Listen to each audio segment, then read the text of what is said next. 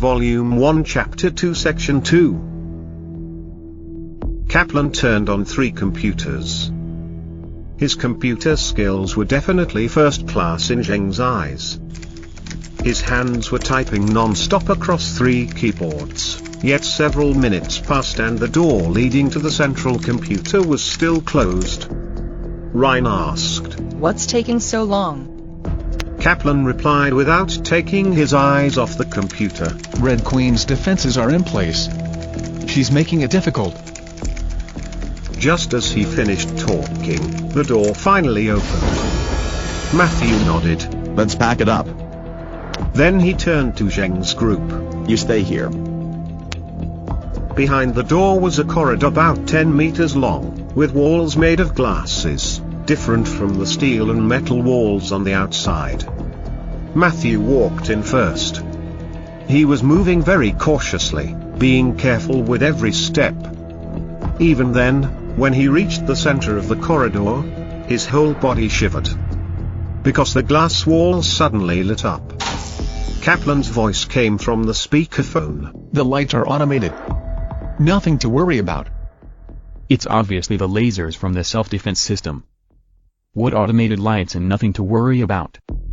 Zheng thought. Then as he was about to say something, a hand pulled him. He turned around and saw Lan shaking her head. Matthew finished setting up the transmitter. It was a device similar to a cell phone. He put it on the sensor of the door. Kaplan started typing again. After a while, the door on the other side of the corridor finally opened. Matthew let out a deep breath and waved to the people outside. Move up. Alice suddenly asked. What is that? Kaplan was nearest to her. That's what will shut the Queen down. Delivers a massive electrical charge. Scrambles the mainframe and forces it to reboot.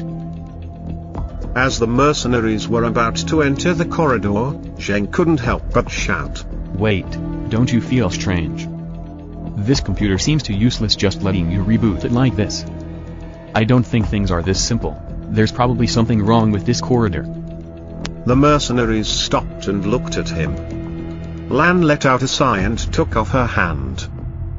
Then she moved over to where Alice was. Matthew came out from the corridor and silently stared at Zheng. Okay. You, and you, come with us. He pointed to Zheng and Gang. Their hands and feet suddenly got cold from hearing that. They knew this corridor was a death trap. Anyone that entered will die, even Matthew. He was sliced into little pieces. Zheng finally knew why Jai looked at him like that back there. Yes, he couldn't help but try to change the plot. Yet it's difficult to sway the plot from its momentum. Even when it did change, God would increase its difficulty just like this. Gang put his hands on his head and screamed. No, I don't want to. I don't want to enter it. As he screamed, he started running back from the way they came. Before Zheng's group could react, the mercenaries took out their guns and shot him. By the time his body dropped to the ground, it became a corpse. What? Zheng and Zhao Yi started vomiting. A life was taken away in front of them. Zheng was feeling terrible inside, because he couldn't mind his own business and caused Gang's death. Matthew looked at him coldly. I was suspicious of you from the beginning. Even though your identities were registered in the corporation, you don't seem like a security operative. And now you're trying to stop us from rebooting the Red Queen. Okay, Zheng, come with us. Zheng felt frozen. His stomach was still feeling uncomfortable from the vomiting. Matthew didn't give him a break, grabbed his hands and entered the corridor with the others. Once everyone was inside, just like what happened in the movies, the doors to both sides of the corridor closed up. Matthew and the mercenaries were holding on their guns cautiously, then talked to his speakerphone. Kaplan. Kaplan panicked. Some kind of dormant defense mechanism. Opening the door tripped it. Put it back to sleep. Kaplan was sweating. Working on it. Hold your positions. Everyone stay calm. Zheng was terrified. He knew the plot had started moving and he became part of the plot. As anticipated, the glass walls dimmed, then a thin laser appeared between the walls. This laser started moving toward the mercenaries and Zheng. Matthew was the first to react. He brought down the two people beside him. Zheng was focused from the beginning. He threw himself on the ground when the laser appeared. The laser barely touched his shoulder.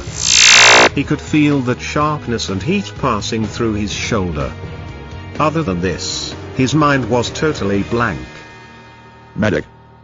Medic! Matthew shouted. This brought Zheng's mind back to consciousness. He turned around and saw the medic's head slowly falling down. Then it stood on the ground, its eyes staring at him like a curse. No, no. I don't want to die. Zheng screamed like a madman. As he screamed, his mind felt calmer than ever. He started recalling this scene in the movie. Matthew was holding on to a mercenary who lost his fingers. Then someone shouted, It's coming back.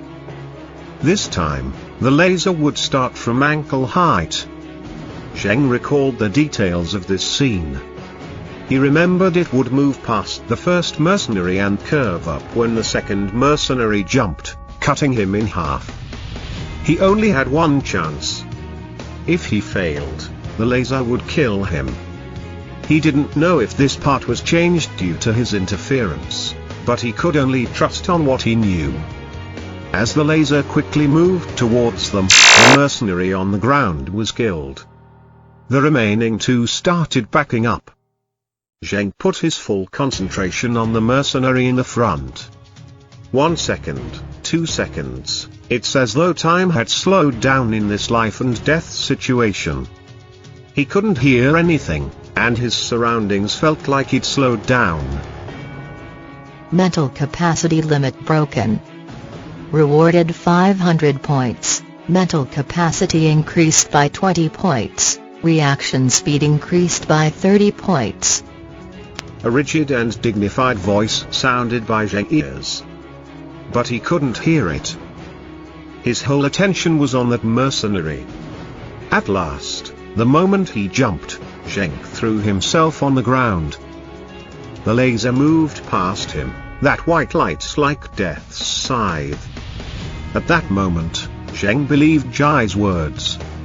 Their whole body was transported to this game, this the work of the gods, or maybe devils. They could die here. The laser curved up as expected and cut the mercenary in half. After the laser passed, Zheng quickly got up. He looked behind and saw through the window on the door, that Lan was standing outside with tears in her eyes. Zheng gave her a smile, then he grabbed Matthew and ran near the door. He could only hope that the plot didn't change from this point on. This laser would stop when it almost reached the door. It was no use trying to dodge it as it will turn into the shape of a net. All he could do was stay near the door and pray. Please follow the plot and end everything. Matthew was struggling to get out of Zheng's grip. Let go of me. This place will get us cut in half. Let me go. Zheng grabbed his collar and said, Trust me. There's no way to dodge it this time. Stay close to the door and we can still try our luck. Trust me. The third laser had formed and started moving towards them. Its path was going to cut them in half. Matthew was struggling to get down, but Zheng wouldn't let go of him. He had his whole body clung to the door, then closed his eyes. Live. I want to live. Even if I am in a situation like this, I still want to live. Perhaps his brain reached the gods. The laser quickly opened up into the shape of a net as it approached them. Matthew let out a scream. As he was in despair, the laser dimmed down and disappeared a few centimeters in front of him. He could feel a heat wave touched his face. For a moment, he couldn't believe he was still alive. Zheng opened his eyes. He didn't see the laser disappear, but he knew he succeeded. Knowing the details of the plot allowed him to stay alive from the edge of death. He was never this close to death in his 20-some years of life. Death was so close it grazed his shoulders. What's this? As Zheng was thinking about his luck, he found a little ball of light on Matthew's collar. He picked up the ball of light, then it disappeared in his hand. A sense of warmth went from his hand to his body, an extraordinary comfortable sensation. Rank B side quest reward. Rewarded 5,000 points. The same rigid and dignified voice appeared. Zheng then remembered he heard something before. It was 500 points and increased mental capacity by 20 points and reaction speed by 30 points. That was like 1,000 points already if you were to enhance yourself, the same amount you would get for surviving a movie. These 5,000 points were like a gift from heaven. Zheng was pleasantly surprised. When the door opened and several people rushed towards him, he was still standing there in a daze. Zhao Yi tapped his shoulder. You're amazing. You survived that. Zheng's thoughts came back to reality. He shook his head with a bitter smile. He didn't even know what to say. It was too much stimulation for a normal person from a peaceful world. Lan came over also. You deserved it. I was reminding you not to interfere all along, but you didn't listen. G was right. Our biggest defense here is not luck but knowing the plot. Your luck won't always be there for you. Stop being so impulsive from now on. No one wants to die here. Zheng shook his head and didn't reply. He didn't know if he should tell them about the rewards. Rank B side quest reward. What did that mean? Did that mean you changed the plot or saved a cast member that was supposed to die? Or survived a dangerous scene? He didn't know. That was so dangerous just now, he almost died in there. And the middle-aged man died because of him. So he was too afraid to change anything from now on. Jai probably wouldn't let him do anything again. Because no one knows what's going to happen now. Maybe everyone would die here, including the players, the cast, and even the main characters. That's what a horror movie is. No one is absolutely safe. Everyone can die. They are merely struggling to survive.